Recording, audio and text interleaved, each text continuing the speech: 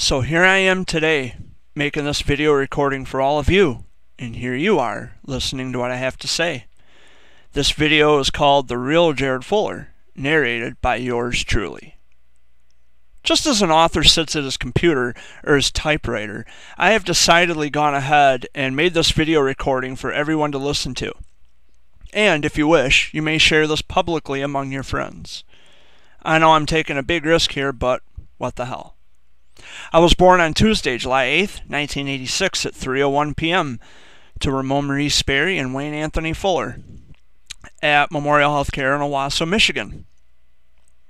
I weighed 9 pounds, 13 ounces, and measured 22 inches in length. I am the third of 3 children from my father and the second of 2 from my mother.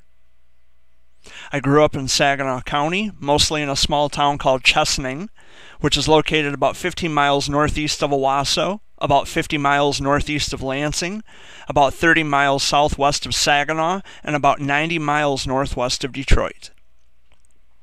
Around the time I was born, we were living with my grandmother, my aunt, and my uncle in a little house on Furden Road, just east of the grounds of the Mid-Michigan Old Gas and Tractor Show.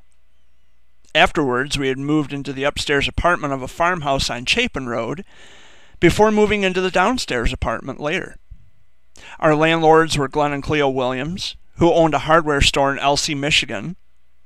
Life, as I would remember it, started in the downstairs apartment, and that's where my journey began. Family life was as naturalistic as you could imagine. Dad worked, Mom was a housekeeper, and us boys went to school. We weren't rich. We scrimped and scraped for everything we've ever had. You have to keep in mind that this was the late 1980s and early 90s. We didn't have social media, we didn't have digital television, and even then, the kids of that time knew how to respect their elders and not talk back. We always said grace before every meal. We didn't leave the dinner table until our food was gone. We had to try everything at least once. Bedtime was 9 o'clock and not a minute later. And we learned how to appreciate each and everything we had, even if the things we had weren't as extravagant as what most other people had. I can remember coming home from school with clothes on the line and a hot, delicious meal cooking in the oven. What we had was ours, and no one could take it from us. We were as humble as any family you could ever imagine. On March 2nd, 1989, our lives were changed forever when I was diagnosed with stage 3 unilateral Wilms tumor. Of course, there were several events that led up to the diagnosis, one of those being an enlarged abdomen. The nutritionist at the local WIC office had told my parents that an enlarged abdomen was normal, and our family doctor, Henry Forsythe, made sure that that particular WIC nutritionist was fired on the spot. Dr. Forsythe would then refer me to Sparrow Hospital in Lansing to start treatment. And that's when my parents got to meet Dr. Scott, Dr. Guerra, and Dr. Kulkarni. They became extended members of our family ever since, and that's when I got my nickname of Jered. Our strengths were put to the test. Strength as a cohesive family unit and as a team, and my own strength as a warrior whose body had undergone so many drastic changes at the tender age of just 2.5. After the battle, I would return to East Lansing for routine checkups, which started out as 3 times a week. Eventually, those checkups would dwindle and taper until I would stop going altogether. I'm still affected by the after effects of chemo after all these years, with being allergic to the sun. By the way, we call that photosensitivity. I also deal with PTSDs from the checkups. The smell of rubbing alcohol gives me flashbacks from being 5 and 6 years old. Getting stuck in the arm with 25 gauge butterflies. The sight of sharps containers makes me cringe. Latex gloves make me cringe. And if you think PTSDs are something that's just made up, then chances are you have never been through anything traumatic in your whole life. The time I spent living on Chapin Road were probably the best years of my life, in spite of all we had gone through. There would be times during the winter that when it would get so cold in the house, we would literally sleep on the kitchen floor in front of the same stove that cooked Mom's delicious meals. We would rig up a blanket or a sheet and the walkway from the dining room with the checkered floors to the kitchen, and Mom and Dad would sleep on the kitchen floor with us in front of that stove to make sure that we were safe and warm. I even remember one summer when a tornado had touched down in the field across the road from the house. I was probably 4 or 5 at the time, watching the tornado rip apart an entire field of corn through our big living room window. I can still hear Mom's voice telling me, "Get away from that window." I also remember the young couple with the baby, looking for a place to seek shelter from the storm. Of course, Mom and Dad opened our door to them, and I'll never forget the very first time I had ever in my life watched a woman breastfeed an infant. I was still a child myself. I didn't know mommies could do such things like that. I was never taught things about breastfeeding. It was another first that happened within a first. It was the first time I had ever watched an actual tornado on the ground, and it was scary. Oh sure, there were lots of wonderful memories that I can recall. I remember spinning myself in circles on our checkered dining room floor, making myself dizzy and always challenging myself to step only in the black squares. Sometimes I would even change the rules and try to step only in the white squares. I remember my wooden radio flyer wagon that I still have. I remember being camped out in my wagon with all my toys, and Jered Bear was my right-hand man. I used to take Jered Bear everywhere with me as a child, especially when I'd have to go to East Lansing for my cancer checkups. We always went to East Lansing in our 1987 Cavalier station wagon, and Jered Bear would always be clenched in my arms as I slept in the back seat.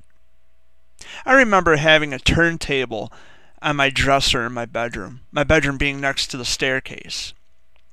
And that turntable had an AM/FM stereo with an 8-track tape player. Every night I would lie there in my bed and stare at the ceiling while listening to Kenny G's Forever in Love with my buddy Jered Bear clenched in my arms, and I would drift off into dreams.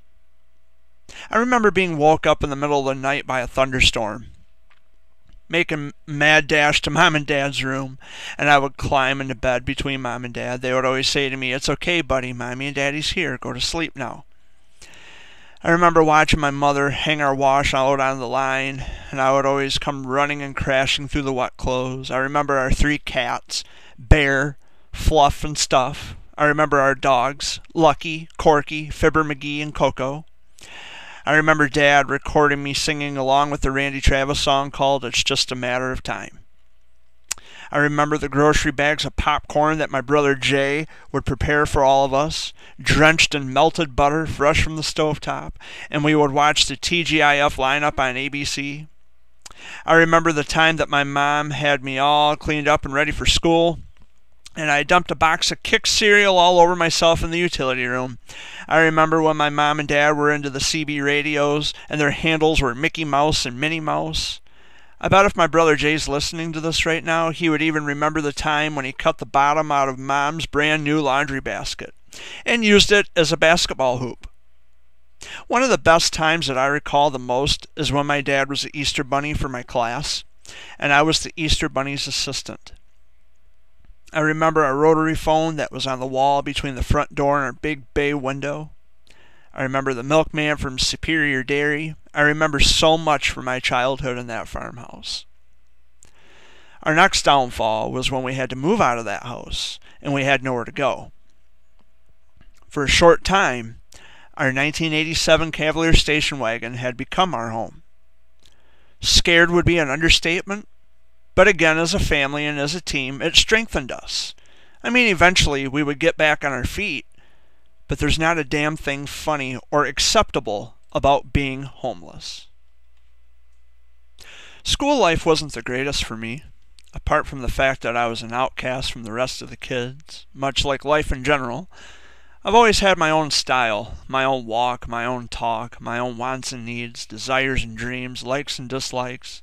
I've always been the loner, the one who separates himself from the crowd, the one who walks his own line and works at making his dreams become reality. And because I was different, I was everyone's easy targets for harassment and bullying and ridicule. I struggled all throughout school, both academically and socially. Many have tried to change me, and many more have miserably failed. All throughout my childhood, I expressed interest in writing, drawing, painting, and yes, if you can believe it, music and television. I was always the most excited when we would go on field trips to art museums, because I would always stop long enough to really stare at all of the paintings on the walls, and I always remembered catching hell for not keeping up with the group of other children. I was actually enjoying what I was seeing, while the rest of the kids looked at it as time away from the school. They expressed no real interest in what they saw, but I was having the time of my life. I dropped out of high school in the 10th grade, never to return. By this time, 3 other major things had happened in my life. My brother was incarcerated for committing armed robbery. I was sexually abused by a family friend at the age of 13, and my parents had divorced after a marriage of 20 years. My world was crumbling down all around me, and nobody knew it but me. I would go to counseling, I would take depression medicine, but there was absolutely nothing that could undo the pain in my heart for everything I had gone through. And school, for me, was no place I wanted to be. Of course, I had already had my own opinions about school and what I thought was best for me, as opposed to what some stranger thought was best for me. I was tired of being treated like a product of the state, and that my thoughts and feelings about things were never heard or even considered, not even in the slightest way. I wasn't keen on being a passively accepting person. I always questioned everything, even when it scared the shit out of some people. The fact alone that anyone would so much as squirm to my responses about anything was just a clear indication that I was finally being heard. I wasn't responding with things that they wanted to hear. I didn't reinforce their opinions about me. I spoke my mind and told them exactly how I felt. I figured I had lost my family and had my virginity robbed of me. Hey, I got nothing left to lose. I have no close friends. Why not finally just tell these fuckers what I think? So I did. Walking away from obsequiousness and pretentiousness and conformity was a statement, not only to myself but to everyone who always thought that I would just sit there and take it. Enough was enough, and that's when everything in my life started to change. As everyone knows by now, I write poetry, and a lot of my earliest writings happened when I was about 7 or 8. At that time, I never viewed them as poems, just riddles. Everyone would always say that my riddles were just cute. But I was always looking for something more deeper, more sentimental, more meaningful. And the older I got, the better my writing craft would be honed and fine-tuned to the degree and proper skill that I had hoped for. I always knew I was different. I knew that I had something that no one else had, and I always figured that my being different and being teased for it had actually been the clue I was searching for the entire time. Instead of feeling sad about it and kicking myself for not having tried harder to fit in with the crowd, I actually cashed in on that negativity and built an empire with it. I turned that pain into positive, and I started to embrace being different.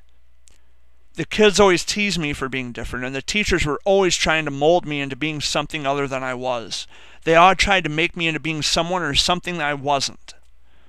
Those were the people who failed miserably at trying to change me. But I guess to some degree, I owe them a great big thank you. They were my real test. There is no multiple choice SAT exams or any major test in state curriculum that could have ever compared to the test I received from my peers and from school staff. They were my test. And although I never graduated from high school, I never went to senior prom, I never got involved in any after-school activities, never became a football jock or a track star, my real test was knowing that I could overcome anything that was thrown my way. I'm a childhood cancer surviving writer. And trust me, folks, there is nothing wrong with being different. So to bring all of this to a close, I just wanted to say thank you to those of you who came along as actual friends and decided to stick by my side. And yes, even those who pretended to be a loyal friend, the word loyal being in quotes, and decided to shit-can our plastic friendship when things got to be a little too edgy and too prominent to deal with. I thank everyone who has come and gone out of my life.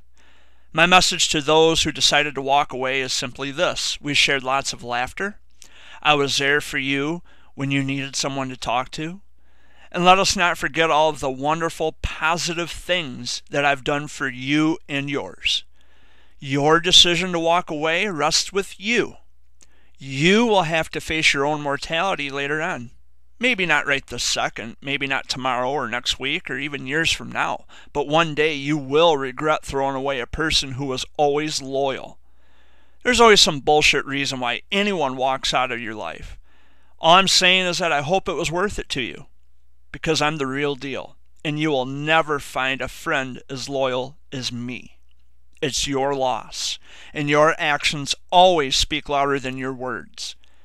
People will take notice of how you treat other people and then try classifying yourself as a friend at the same time.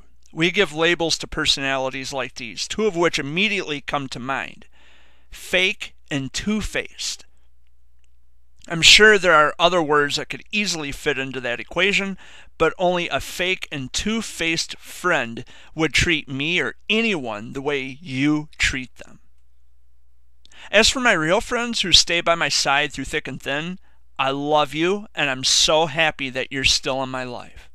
I promise you, not every aspect of my life is rough and ragged, but this video recording was a way for me to share my past life and my childhood growing up, to offer up some memories that I can recall through the years leading up to who I am and where I am in my life today. Although you may not see or even hear about improvements, it doesn't mean that I'm not doing things behind the scenes. Perhaps if I still had social media, this wouldn't be an issue. But I'll get into my opinions about social media in a different video recording. Thank you for wanting to stay with me through thick and thin. Real, true friends like you are getting harder and harder to find every day. And I am so grateful and thankful for a friend like you. Thank you, and much love.